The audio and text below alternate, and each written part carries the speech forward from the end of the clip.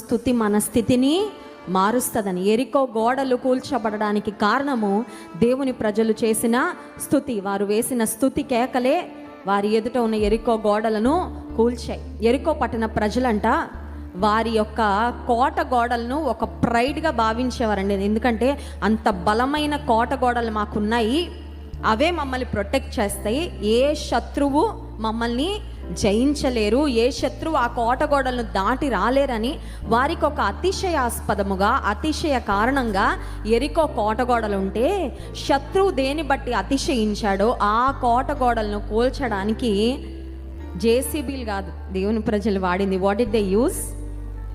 ఇహపరమైన ఈ లోక సంబంధమైన ఆయుధాలను వారు ఉపయోగించలేదు, కానీ ఏ విధమైన మెషినరీ వారు వాడలేదు. But they use the spiritual weapon, ఆధ్యాత్మికమైన ఆత్మీయమైన ఒక ఆయుధాన్ని వాడారు. ఏంటి ఆయుధము? ఈ ఉదయకాల సమయంలో స్తుతి అనే ఆయుధాన్ని దేవుడు మనకు అనుగ్రహించారు. సో